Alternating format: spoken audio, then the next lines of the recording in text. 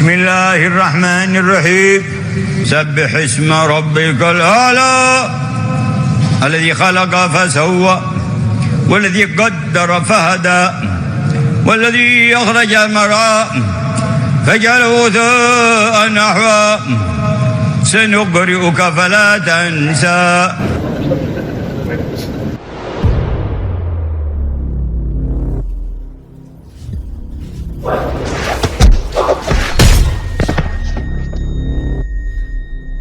Sangat memilukan ketika melihat umat akhir zaman ini banyak bertingkah-tingkah melebihi dari Nabi Muhammad SAW, menceritakan tentang karomah-karomah konyol tentang leluhur mereka, sampai akhirnya apa? Merendahkan mujizat Nabi Muhammad SAW. Kenapa dinyatakan merendahkan? Nabi Muhammad SAW Mi'raj, Isra Mi'raj, bertemu dengan Allah Subhanahu Wa Taala untuk menerima perintah sholat. Setelah itu tak lagi Mi'raj, tak lagi Mi'raj. Tapi bagi habaib, Mi'raj enak jidat. Beliau bernama Al-Imam Muhammad bin Ali Al-Faqih Al-Muqaddam. Sayyidul Imam Faqih Al-Muqaddam, di dalam manaqib sejarah hidup beliau diceritakan, beliau pernah mi'raj, saudara-saudara, bertemu dengan Allah dalam satu hari 70 kali, saudara-saudara. Tujuannya apa? Gak ada tujuan. Gak ada tujuan sama sekali. Untuk mendapatkan hukum baru. Apa? Untuk mendapatkan apa? Mi'raj itu. Dan pembelanya berbeda-beda cara untuk membela itu. Inilah kisah yang viral disampaikan oleh seorang penceramah muda yang mengatakan bahwa Imam Faqihil Muqaddam Mi'raj sebanyak 70 kali dan bertemu dengan Allah Ta'ala. Benarkah demikian? Diawali dengan memverifikasi sumber. Mari kita cek sumbernya di kitab Jauharus Syafaf. Yang pertama, kita perlu jujur memahami. Sejatinya, beliau, Syekh Faqihil Muqaddam, ternyata tidak pernah menyatakan hal tersebut di hadapan publik. Teks yang banyak dinukil itu bisa kita lihat dalam manuskrip kitab Al-Jauharus Syafaf, yang mana itu adalah teks surat menyurat Syekh Faqihil Muqaddam dengan guru beliau, Syekh Sa'ad. Di dalam surat tersebut, beliau bertanya kepada guru beliau mengenai pengalaman spiritual yang beliau alami ketika tengah beribadah. Beliau merasa ditampakkan Sidratil Muntaha, sedangkan orang lain melihat beliau seakan-akan dimi'rajkan. Bahkan, menurut tulisan Syekh Faqihil Muqaddam sendiri, orang-orang yang melihat berbeda pendapat tentang berapa kali mereka melihat terjadinya hal tersebut. Hal yang mengejutkan ini membuat beliau bertanya kepada gurunya tentang apa yang sebenarnya terjadi. Maka, sang guru pun menjawab suratnya dan menganjurkan kepada Syekh Faqihil Muqaddam untuk tidak terpengaruh dengan hal tersebut dan tetap memegang zahirus syariat apapun yang terjadi. Jadi beliau sendiri tidak pernah mengumbar cerita ini kepada orang luar, bahkan kepada gurunya pun dalam status bertanya. Lalu narasi memastikan angka 70 kali dan bahkan bertemu dengan Allah ini didapatkan dari sumber yang mana? Sayangnya kisah ini sering dipelintir sedemikian rupa sehingga terkesan Syekh Faqihil Muqaddam lah yang tengah berbangga-bangga dengan pengakuan ini. Proses verifikasi sumber dan validasi sumber yang kita lakukan telah membuktikan bahwa narasi si penceramah tidak sesuai dengan apa yang tertulis di kitab rujukan. Terlebih dalam proses identifikasi audiens, kisah ini disampaikan kepada orang awam di depan kamera yang dapat disaksikan kalangan luas. Terlebih tanpa menjelaskan bidayah atau proses permulaan dari sosok wali yang diceritakan. Bagaimana jika dikisahkan ada seorang wali yang mi'raj serta diperlihatkan hal-hal yang menakjubkan? Salah satu yang cukup populer adalah kisah mi'rajnya Syekh Abu Yazid Al-Bustami yang merupakan seorang ulama salaf. Beliau dilahirkan pada tahun 188 Hijriah yang mengisahkan beliau dimi'rajkan secara ruhaniyah dalam keadaan tertidur. Lalu, apa sebenarnya mi'raj para wali ini? Apa berarti mereka para wali itu mengalahkan Nabi Muhammad SAW? Tentu, mi'raj tersebut tidaklah sama dengan apa yang terjadi kepada Rasulullah SAW. Yang satu menggunakan as-salatu mi'rajul mu'minin. Yang satu seperti Kiai Idrus Samli menyatakan, ya Allah punya hak apapun untuk memi'rajkan hambanya bertemu Allah beberapa kali, terserah Allah. Kalau kita percaya kepada karomah para wali, sebenarnya persoalan ini selesai. Karena karomah itu artinya apa? Sesuatu yang luar biasa, yang termasuk mampu dilakukan oleh Allah. Kalau kita meyakini Allah mampu memi'rajkan, apakah 7 kali, 27, 70 kali, ini persoalan selesai. Kalau kita percaya kepada karomah para wali. Kalau nggak percaya kepada karomah para wali, ya susah.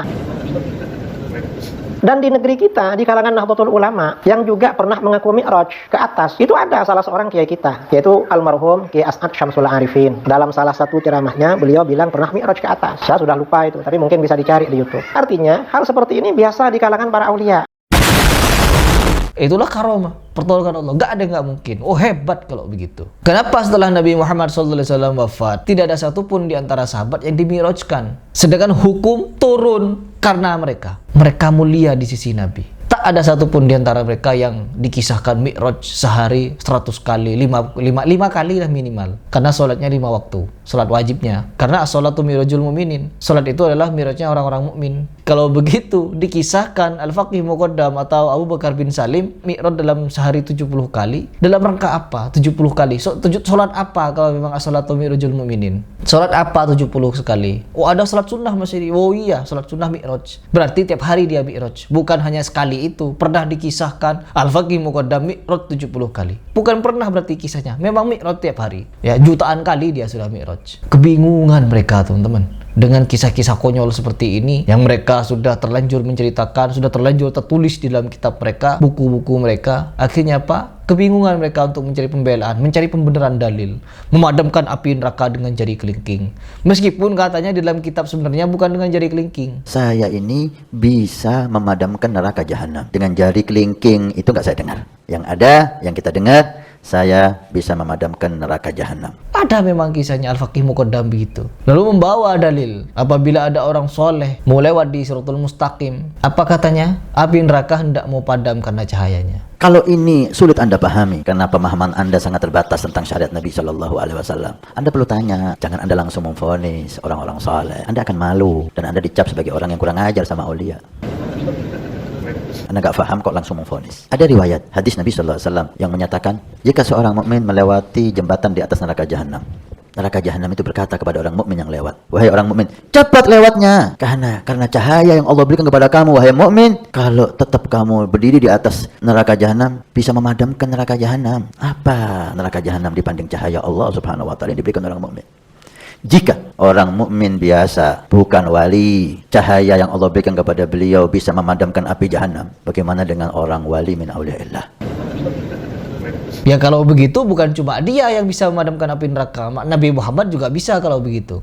Abu Bakar, Umar, Utsman, Ali, ya semuanya bisa kalau begitu. Bukan cuma Abu Bakar bin Salim. Kalau cuma bermodal dengan dalil orang-orang soleh yang lewat di Siratul Mustaqim itu bisa memadamkan api neraka. Kalian dengan kedunguan mencoba untuk membela kisah-kisah konyol seperti ini, ya dengan cara yang konyol pula. Makanya di sini saya sangat getol untuk memberikan pembahasan tentang doktrin-doktrin konyol seperti ini agar apa? Agar umat mikir. Kalau tidak mau berpikir, kalian akan selamanya dibodoh-bodohi oleh kisah-kisah konyol seperti itu. Beda halnya dengan mukjizat Nabi Muhammad SAW, Mi'raj, benar-benar dikisahkan. Jadi mari, apalagi sampai didoktrinkan air liurnya jadi rebutan orang sedunia, konyol ini. Beliau kutub zamannya, umurnya 100 lebih. Beliau di akhir hayat nggak bisa bicara. Sudah, sampai nyon sewu, sampai keluar apa? Air liurnya itu. Nah, tisunya itu yang gerebutan mau sak donya. Tisu liurnya beliau. Barokah kutub. Semoga kalian bisa berpikir, mereka ini datang ke Indonesia apa tujuannya? Kenapa mengajarkan Islam dengan cara-cara yang seperti ini? Ini batil, ini cara batil ini. Seperti Profesor Manakhim Ali. Katanya apa? Ini adalah kemungkaran yang sangat-sangat luar biasa berbahaya. Perlu untuk kita bahas, perlu untuk kita luruskan. Karena apa? Korbannya banyak. Dan kalian bisa mikir, korban yang saya maksud ini korban apa? Dan silahkan kalian riset sendiri, korban-korban habaib. Silahkan, korban apa? Ada. Beberapa korban yang memilukan ada. Silahkan riset sendiri. Liur katanya, jadi rebutan. Ya Allah. Ini tisu berapa harganya tisu ini? Tapi kalau sudah dilapkan, diusapkan ke mukanya Umar, 200 juta ditawar semua.